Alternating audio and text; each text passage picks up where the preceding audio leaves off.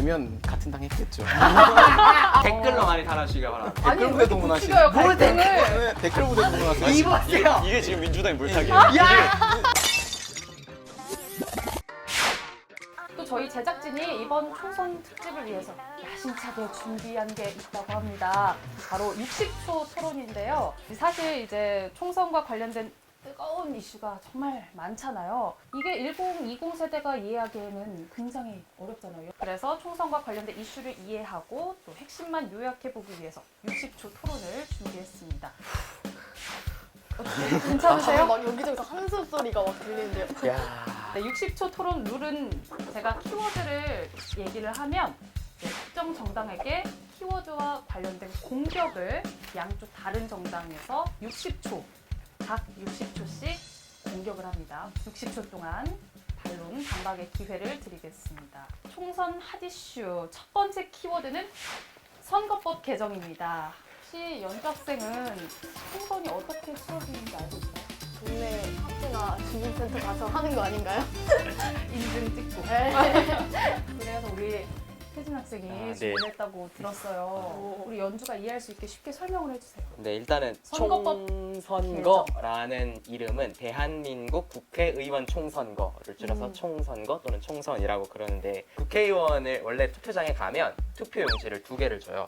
그럼 하나는 우리 지역구를 대표하는 국회의원을 뽑는 거예요. 나머지 하나는 비례대표 투표 용지라고 있는데 투표 용지에 A당, B당, C당, D당 이렇게 써 있어서 내가 지지하는 정당에 투표를 하는 거예요. 원래 선거법에서는 그렇게 뽑는 비례대표 국회의원이 47명이 됐었는데 예를 들어서 47명 중에 15%가 A당 국회의원이 되는 거예요. 이제 바뀌었어요 또? 네, 이제 네, 이 이제 선거법이 이제 이해를 바뀐 했는데 거야. 바뀌었어. 여기서부터 중요한데 연동형 비례대표제라고 해서 오. 전체 300석 중에 15%가 A당이 될 수 있게끔 해주자는 거예요.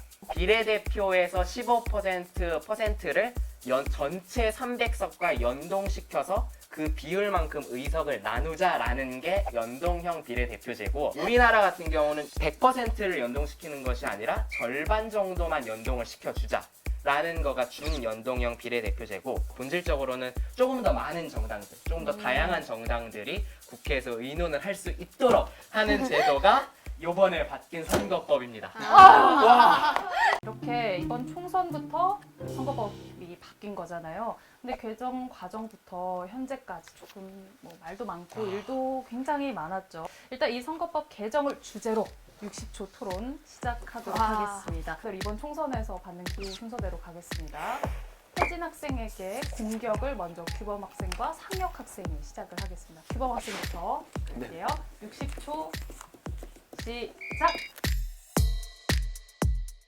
네, 그 민주당에서 이번에 양당제에서 다당제로 바꾸겠다고 말을 했고 그 다음에 이것에 대해서 주장이 국민들의 다원적인 선택과 정경 교체의 기동성 이런 것들을 얘기를 했는데 많은 장점이 있지만 단점도 있습니다. 일괄성 있는 정책의 수행이 어렵다는 건데요. 사실 다당제로 바꾸고 싶은 마음은 알겠지만 그 다당제가 국민들의 선택이지 이런 식으로 법을 바꿔가지고 다당제로 만드는 건 아니거든요. 국민들이 다른 제3당을 원하면 자연스럽게 그 당의 지지율이 올라가서 자연스럽게 다당제가 되는 거거든요.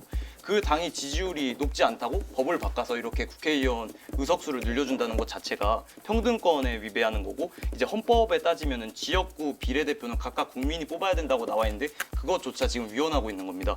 그렇기 때문에 이런 선거구 조정 그리고 이 선거법 개정에는 이제 피선거권, 지역구 이런 것들의 굉장히 연관성이 있기 때문에 저는 굉장히 이것에 대해서 비판적으로 바라보고 있습니다. 어떻게 60초를 이렇게 잘 활용했지? 지금 뭐 부글부글하고 그런 거 아닙니다. 아니에요? 아닙니다. 다음으로 상혁 학생 갈게요. 준비됐나요? 네. 60초 잘 활용하셔야 됩니다. 하나, 둘, 셋, 시작! 사실 방금 그 선거법에 대한 설명을 들으셨을 텐데 굉장히 복잡했죠. 민주당이 만든 선거법입니다. 민주당이 선거법을 이렇게 복잡하게 만들어놨습니다. 지역구 줄이고 비례대표 늘리자 그랬더니 지역구 지키겠다고 비례의석 늘리기 거부하고 그러면 의원 정수 늘리자 그랬더니 의원 정수 늘리는 건 또 국민 정서 때문에 안 된다고 방패 삼고 그리고 연동률 100% 하자 그러니까 또 자기 의석 지키겠다고 연동률 50%로 낮추고 그리고 그것도 마지막에는 막판에 가서는 또 연동형 의석에다가 캡 씌우겠다고 해가지고 결국에 30석 캡 씌웠고 이렇게 선거법안을 누더기로 만들었습니다. 국민도 이해하기 힘든 선거법을 만든 게 바로 민주당입니다. 민주당이 기득권을 내려놓지 않으려고 해서 이런 복잡한 선거법이 만들어진 건데요. 민주당이 이렇게 선거법을 누더기로 만든 것에 대해서 선거를 끝나고서라도 저는 반성해야 한다고 생각합니다. 오, 60초를 다 사용하지 않았는데 하고 싶은 말 다 쏟아냈습니다. 태진 학생, 네. 방어할 시간입니다. 오, 잠깐만, 시계를 보기 시작했어. 아니 나도 60초 봐야 될 것 같아서. 아, 시간을 보기 위해서. 예. 네. 준비되셨나요? 네. 시작. 먼저 일단 정의당이 민주당만 만들었다 했는데 정의당도 선거법 만들 때 같이 합의한 주장이 같이 했고요. 연동률이 100%를 하면 의원수가 늘어나야 되는데 의원수 늘리는 건 국민 반대가 너무 심했습니다. 그리고 캡을 씌운 이유는 캡을 안 씌우게 되면 민주당 통합당은 전문 분야 사람들을 우리 당으로는 못 보냅니다. 그렇기 때문에 캡은 필요했고요. 그리고 통합당의 주장은 정말 이해가 안 됩니다. 지역구도가 너무 강한 나라가 우리나라이기 때문에 경상도는 무조건 통합당, 전라도는 무조건 민주당이었고 그런 걸 깨기 위해서라도 국민 지지가 있는 정의당이나 다른 소수 정당들이 국회에 들어오기 위해서는 이 연동형 비례대표제가 필요했습니다. 그리고 이것이 위헌이라고 그러셨는데 독일에서 이것이 위헌이라고 문제 삼은 걸 들어본 적도 없고 때문에 지역구는 지역구 국회의원으로 뽑는데 왜 이것이 지역구 국회의원을 뽑는 투표권을 침해한다고 하는지도 전혀 이해를 할 수가 없습니다.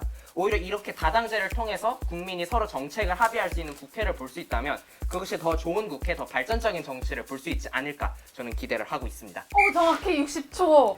아니, 시간 활용 왜 이렇게 잘하죠? 규범 학생과 상익 학생은 좀 납득이 되나요? 뭐 되면 같은 당 했겠죠. 다음은 규범 학생 공격할 차례입니다. 먼저 상익 학생부터 할까요? 그러면 시작. 제가 볼 때 미래통합당, 구자유한국당은 처음부터 선거법에 협상할 의지가 없었던 것 같습니다. 처음에 연동형 비례대표제 도입하자고 했을 때 자유한국당 270석을 의원 정수 줄이고 비례대표제를 폐지하자고 얘기했습니다. 근데 그게 어떻게 협상을 할 의지가 있는 당으로 보입니까? 그래서 저희가 압박용으로 패스트트랙 통과시켰더니 또 그걸 폭력이라고 이야기합니다. 그래놓고 또 협상할 의지 안 보였고요. 끝까지 그냥 반대만 하다가 끝났습니다. 결국 이 모습은 자유한국당이 자신들의 의석을 지키고 싶어서 그런 것이 아닌가 그런 생각이 들고요.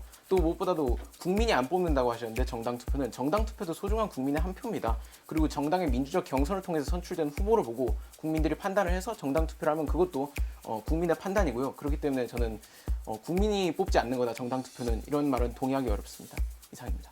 10초 남았어요. 왜 자꾸 시간 다 안 쓰세요? 시간 10초 킵은 안 돼요, 룰은? 킵. 일단 룰은. 다음 태진 학생 준비됐어요? 네. 그러면 바로 시작하겠습니다. 시작. 네, 저도 자유한국당 나경원 원내대표께서 2018년 12월 29일에 분명히 연동형 비례대표제 도입을 위한 구체적인 방안을 적극 검토한다고 같이 합의를 했습니다. 근데 같이 합의를 난 이후에 협상을 하러 나오지도 않았고 당에 무슨 일이 있다 이걸 먼저 처리해야 된다 다른 일이 있다 해서 회의장에 한 번도 회의를 제대로 하러 합의를 하러 나온 적이 없습니다.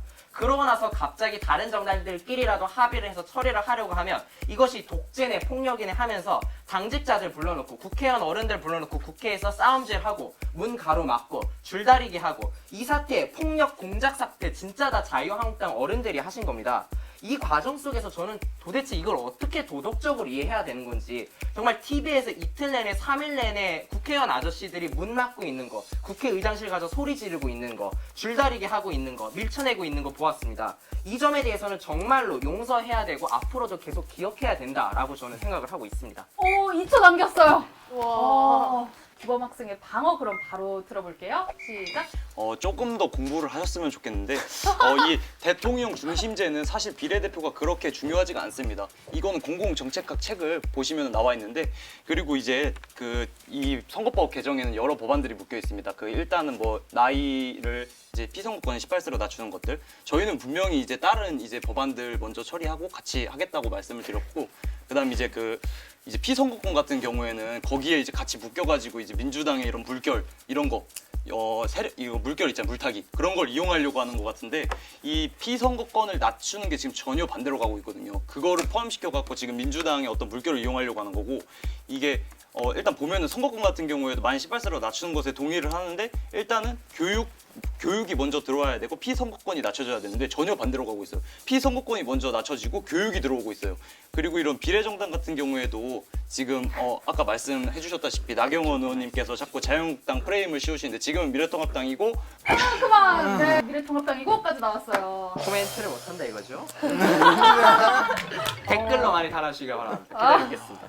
댓글 무대 동원하시. 죽여요, 갈등을. 네, 댓글 무대 동원하세요. 이보세요. 이게 지금 민주당의 물타기예요. 이게 여론몰이. 지금 여당이라고 지금 여론몰이 하는 거예요. 여론몰이. 네. 절대 포퓰리즘 선거는 안 됩니다. 아주 열띤 토론이 이어지고 있습니다. 이제 상혁 학생이 공격받을 차례죠. 네. 그러면 먼저 태진 학생부터 공격하도록 하겠습니다. 60초 시간 드립니다. 네, 저는 정의당이 막판 선거법을 확정짓는 단계에서 당의 욕심에 너무 치우친 게 아닌가 하는 그런 생각이 들었습니다. 물리적인 시간 문제가 분명히 있었고 국민 반대가 분명히 있었는데도 불구하고 비례대표 정원 확대가 애시당초 안 되는 판정 속에서 정의당은 마지막까지 석패율제도 넣자고 했고 석패율제를 전국적으로 확대시켜서 지역구도 완화라는 본 목적하고는 전혀 다른 식으로 갔습니다. 결국 지역구에서 아깝게 떨어지는 정의당 국회의원을 구제하겠다라는 이런 욕심을 저는 보였다라고 생각을 하는데요. 그리고 아까 말씀하셨던 것처럼 캡을 씌운 이유는 캡을 만약에 안 씌워서 47석이 그대로 다 연동형에 갔으면 저는 미래한국당이 정말 어떤 의석을 차지했을까 정말 아직도 두렵거든요. 만약 민주당의 제안대로 20석 선에서 25석 선에서 캡을 씌웠으면 아마 18석, 17석이 거의 다 정의당 것이 됐을 겁니다. 그런데 그것을 30석으로 확대하는 순간 미래한국당이 생기게 됐고 오히려 선거법 취지는 더 무너지게 됐다라는 겁니다. 결국 합의 정신의 막판에 정의당의 당리당략의 욕심 때문에 결국 이상한 선거법이 현실이 오지 않았는가. 그만! 나 너무 신났죠. 다음 규범 학생의 이야기 들어보겠습니다. 네. 저는 간단하게 가겠습니다. 결국에 정의당도 당리당락에 따라 움직이는 당이다. 별반 다르지 않다라는 걸 말씀드리겠습니다. 일단 정의당에게 불리한 선거법이 상정됐을 때 처음에 반대를 했어요. 그리고 조국에 대해서도 반대를 했죠. 근데 갑자기 중간에 정의당이랑 진보 세력들이 연대를 하면서 갑자기 자기들에게 좋은 쪽으로 선거법이 개정이 되자 갑자기 조국에 대해서 찬성하는 발언을 하고 그리고 이 선거법에 대해서 찬성을 하는 것은 이거는 결국에는 당리당락에 따라 움직이는 게 아닌가. 정의당의 정의는 도대체 어디에 있는가 그런 궁금증이 들게 만드는 그런 행동이었습니다. 네. 끝이에요? 네네. 지금 몇 초 남았죠? 30초 만에 끝났어요. 이렇게 두 친구의 공격을 받은 상혁 학생. 지금 표정을 인지하는데 속은 더 하지 않을까 싶어요. 자, 그럼 방어 들어갑니다. 하나, 시작. 우선 민주당이나 통합당이나 둘 다 저희가 이제 당리당략에 따라서 선거법을 움직였다라고 말씀을 하시는데 사실 당리당략에 제일 충실한 분들은 이 두 당이에요. 왜냐하면 사실 지금 선거법 같은 경우에는 사실 정당 지지율에 비해서는 계속해서 정의당이 손해를 보고 있는 거고 기득권 양당 같은 경우에는 이제 계속해서 초과 의석을 지지율보다 더 많이 받고 있는 거거든요. 그리고 석패율제 말씀하셨는데 석패율제는 정의당만의 주장이 아니라 그건 사실 민주평화당이 좀 더 그 당시에 주도적으로 주장했던 내용이었습니다. 그리고 아까 통합당에서 뭐라고 하셨죠? 조국 같은 경우에는 이제 저희가 적극적으로 반대 의사를 내지 않았을 뿐이지 정의당이 만약에 집권을 한 정당이었다면 결코 조국을 임명하지 않았을 것이다. 이걸 말씀을 드리겠습니다. 15초 남았어요. 또 태진 학생. 아무 말도 하면 안 돼요. 코멘트 할 수 없어요. 끝났습니다. 이렇게 선거법 개정에 관한 토론 끝이 났는데요. 어때요? 해보니까. 허리 아파. 이건 두 번 더 해야 와. 되잖아요. 이걸 딱 들은 연주 학생. 와 진짜 어땠어요? 처음에 선거법 들었을 때는 바꿔도 좋네 이랬었는데 또 얘기 들어보니까 또 그러네 약간 제가 이렇게 약간 갈대 같은 사람인지 몰랐고요. 아까 전에 그리고 상혁 오빠가 말한 압박용 테스트 이거 그게 뭔지 그 흡사된 이름 아닌가? 패스트 트랙. 그러니까 신속 처리 안건이라는 뜻인데요. 아, 국회가 이제 한 당 때문에 멈추면 안 되잖아요. 그래서 나머지 당들이나 이제 어느 정도 의석이 되는 정당들이 이제 모여서 통과를 시키는 거예요. 패스트가 빠른, 신속하게. 아니 저도 알아요. 아니, 저도 알아요. 소중한 진짜 알던 단어거든요. 죄송한데. 네, 이렇게 첫 번째 키워드 선거법 개정에 대한 이야기 나눠봤는데요. 토론이 정말 너무 열띤데 아직 키워드가 두 가지나 더 남았습니다. 위성 무당? 그게 뭐예요? 이 뭐랄까 살짝 하부 조직 같은 걸 만든 거예요. 그래서 하부 조직을 만들어서 다 정당 투표는 다 여기다 몰아줘라라고 이야기를 하는 거예요. 자기 지지자들한테.